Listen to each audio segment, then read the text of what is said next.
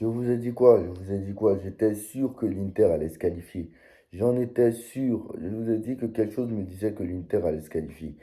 Victoire de l'Inter 4 buts à 3 contre le FC Barcelone. Honnêtement, j'ai plus de voix. J'ai plus de souffle. Honnêtement, c'est un match incroyable. On a vécu des rebondissements incroyables. Et honnêtement, je vous dis la vérité, bah, on a vu la meilleure double confrontation depuis très très longtemps. Franchement, je ne sais pas quand est-ce que, oh, je sais que je suis jeune et tout, il n'y a pas de souci, mais c'est quand est-ce qu'on a vu un match aussi, c'est quand est-ce qu'on a vu un match aussi retentissant, autant de rebondissements. Honnêtement, ça c'est presque du jamais vu. Des occasions dans toutes les 5 minutes. Des occasions toutes les 5 minutes. Honnêtement, c'est incroyable. Tu vois les joueurs de l'Inter, franchement, passe de Di Marco, Dumfries qui fait la passe, Lautaro Martinez qui ouvre le score pour son retour. 1 but à 0 pour l'Inter de Milan à la 21e. Tu te dis, le Barça, ils vont forcément revenir. Donc, t'as Pedri qui enchaîne les occasions, le Barça enchaîne les occasions, mais le Barça, quand même, domine moins qu'au match aller. Donc, l'Inter a un penalty à la 42e minute, juste avant la mi-temps. Il y a un penalty. La VAR existe. Finalement, le penalty est annulé. Tu te dis, c'est peut-être le tournant du match. Parce que moi, honnêtement, je vous dis la vérité, je me suis dit, je sens que l'Inter va se qualifier parce que l'Inter soit va gagner 1-0. Je me suis dit, l'Inter va gagner 1-0, genre un truc comme ça.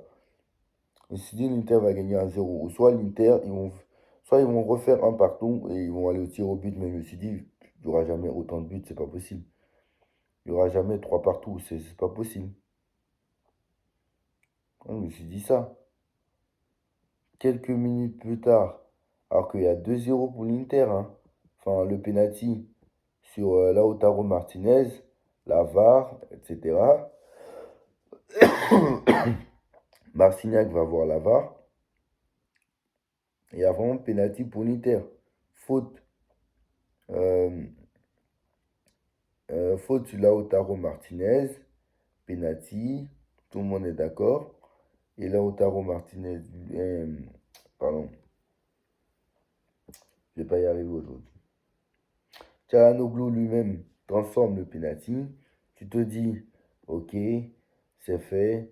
L'Inter a 2 buts d'avance. Le Barça, ils vont pas revenir. Le Barça, ils ont pris un coup de massue sur la tête. En plus, je savais même pas qu'ils allaient revenir, hein. Honnêtement, je savais même pas qu'ils allaient revenir. Je comprends pas comment ce match a pu tourner. Après, bien sûr, le match peut tourner à tout moment, hein, mais c'est des choses comme ça. Quelques minutes plus tard, coup franc de Di Marco et la tête ensuite d'Acerbi, mais le but est refusé. Donc ils étaient à 2 doigts de mettre le 3-0. Mais c'était peut-être le tournant du match, puisque quelques minutes plus tard, action de le grand Lamine Yamal, Pedri qui décale, et derrière, le centre au deuxième poteau qui arrive sur Eric Garcia. Donc Eric Garcia qui marque, ça fait 2 buts à 1. Tu te dis, le Barça est revenu, ça va nous donner une folie. Le Barça est revenu. Et là, honnêtement, quand le Barça revient, je me dis, forcément, ils vont égaliser. Il y a un pote qui m'a dit, quand le Barça, ils mettent un but, ils égalisent direct. Et c'est vrai, c'est vrai. Parce qu'ils ont eu des contre-attaques, mais ils se sont baladés. Quelques minutes plus tard, contre-attaque. Hector Ford est derrière la parade de Yann Sommer. Le centre derrière. Le coup franc de Rafinha à la 59e, ça ne donne rien. Derrière, tu as l'action de Frenkie de Jong. Tu as l'action de Frenkie de Jong qui renvoie. euh, Comme, attends, il y a des joueurs au Barça qui savent centrer, hein. Les joueurs au Barça, tu les connais même pas, mais ils centrent. Incroyable quand même, hein. Tu as l'action de Frenkie de Jong et le but derrière d'Inigo Martinez. Je crois que c'est Daniel Olmo, pardon, Daniel Olmo. C'est Daniel Olmo qui égalise à la 60e minute. Daniel Olmo qui égalise sur un centre millimètre. Alors le centre, franchement, le centre il était incroyable. Le centre d'Inigo pour Daniel Olmo, ça fait deux, ça fait deux buts partout. Je te dis, incroyable. C'est pas fini. Moi, j'étais sûr, en plus, le Barça allait mettre le 3-2. Parce que quand il y a eu 2-2, je me suis dit, l'Inter, ils vont jamais s'en remettre de ce but. C'est pas possible. Lamine Yamal qui récupère le ballon. Faute sur Lamine Yamal. Mais finalement, le penalty est refusé. Après, Yamal qui a encore une action, mais qui réussit quand même à frapper. Mais c'est l'arrêt de Sommer. C'était un match de folie, en vrai. C'était un match de folie. Quelques minutes plus tard, Rafinha a son occasion et Rafinha ne loupe pas. La frappe, l'arrêt de Sommer et derrière le petit filet opposé. 3-2 à la 88e minute. Tu te dis c'est terminé. Le Barça, l'Inter n'égalisera jamais. C'est terminé. À 3-2, je me suis dit, le match est terminé. Je me suis dit, le Barça s'est transformé en Real Madrid Ligue des Champions. C'est terminé. Ça ne va plus. C'est terminé. Je me suis dit, c'est terminé. Et là, le Barça a la balle du 4-2, mais ils l'ont raté. Et c'est ça, je pense, le tournant du match encore. Parce que le Barça a raté la balle du 4-2 avec Lamine Yamal, qui avait la balle du 4-2, mais qui a mis en poteau. Et là, quelques minutes plus tard, Dumfries a son occasion. Dumfries qui centre pour Acerbi. Acerbi, incroyable. Acerbi qui égalise à la 93e minute de jeu. Tu te dis, qu'est-ce que c'est que ce match? C'est vraiment l'irrationnel. Là, à ce moment-là, il y a 3 partout sur l'ensemble des deux matchs. Enfin, il y a 3 partout dans le match. Il y a 6 partout sur l'ensemble des deux matchs. Et là, on rentre dans l'irrationnel. On rentre vraiment dans l'irrationnel. Parce que là, honnêtement, je me suis dit, c'est pas possible. Qu'est-ce que c'est que ce sport? Qu'est-ce que c'est que ce sport? Et là, ils ont même failli gagner hein, le Barça à un moment donné. Mais là, tu arrives en prolongation, tu as l'Inter qui a des occasions, tu as le Barça qui a des occasions. Mais à la 99e minute, rush de Thuram qui centre, la remise et la frappe derrière. Oh là là, la frappe derrière de Davide Fratesi. Incroyable, incroyable. Et honnêtement, je vous dis la vérité, c'est monstrueux. Franchement, c'est monstrueux. Et on ne verra plus jamais un grand match comme ça. Je pense qu'on ne verra plus aucun grand match comme ça. Parce que là, le match qu'ils nous ont fait, chapeau. Chapeau aux acteurs, chapeau même au Barça, chapeau à l'Inter Milan. Mais honnêtement, un match n'est jamais fini. Donc l'arbitre n'a pas sifflé. C'est clair, c'est net, c'est précis. Franchement, un match n'est pas fini tant que l'arbitre n'a pas sifflé. Et encore, le Barça a eu toutes les occasions après. Je crois que le Barça a eu toutes les occasions après hein, qui ont suivi. Lamine Yamal a eu son occasion. Mais là, c'est sûr que voilà. Même l'Inter a eu des occasions. Même l'Inter a eu des occasions. L'Inter aurait pu plier le match aussi. Hein, donc voilà. Euh, Comme Fratesi qui a eu encore une occasion, mais derrière l'arrêt du gardien. Yamal qui tire à côté à un moment donné. Il y avait une grosse occasion à un moment donné, Lewandowski. Lewandowski, il a une grosse occasion devant le but, il le rate. Mais honnêtement, ouais, franchement, au bout du suspense, l'Inter se qualifie pour la deuxième finale de Ligue des Champions en 3 ans. Pour sa deuxième finale de Ligue des Champions en 3 saisons. Donc honnêtement, c'est vraiment incroyable cette équipe. Et Inzaghi, depuis qu'il arrive à l'Inter, finale, huitième de finale au tir au but. Et derrière, finale encore. Franchement, l'Inter, équipe trop sous-estimée. Franchement, je pense que l'Inter est trop sous-estimé. L'Inter est trop sous-estimé. Le Barça aurait pu passer, mais le Barça, c'est l'une des meilleures saisons de son histoire.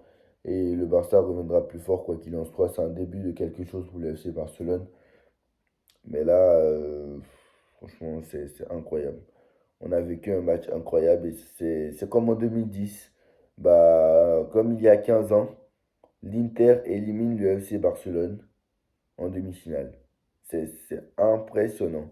Et ce match-là, franchement, je pense que si j'étais barcelonais, je pense que je m'en remettrais pas. Parce que ça s'est qualifié de remontada. Bref, on en a l'habitude d'en prendre. Bref, euh, on verra nous ce soir ce qu'on est capable de faire, mais on verra. En tout cas, quoi qu'il en soit, ce sera les mêmes qu'à l'aller, hein. La compo ne va pas changer. Dembélé sera là, donc la compo ne changera pas. Mais honnêtement, je vous dis la vérité, il faut que le Paris Saint-Germain aille en finale. Il faut que le PSG aille en finale. Franchement, faut qu'on, faut que le PSG aille en finale parce que là, Arsenal n'a plus rien à perdre. Ça va être très compliqué. Donc voilà, honnêtement, il faut que le PSG maintenant montre qu'il est capable d'aller en finale. Il reste 2 matchs. Donc il faut vraiment se concentrer. 2 matchs. Et l'Inter de Milan, il ne faudra pas sous-estimer cette équipe de l'Inter qui est vraiment très impressionnante et vraiment qui lâche rien jusqu'au bout, hein. Vous avez vu, hein.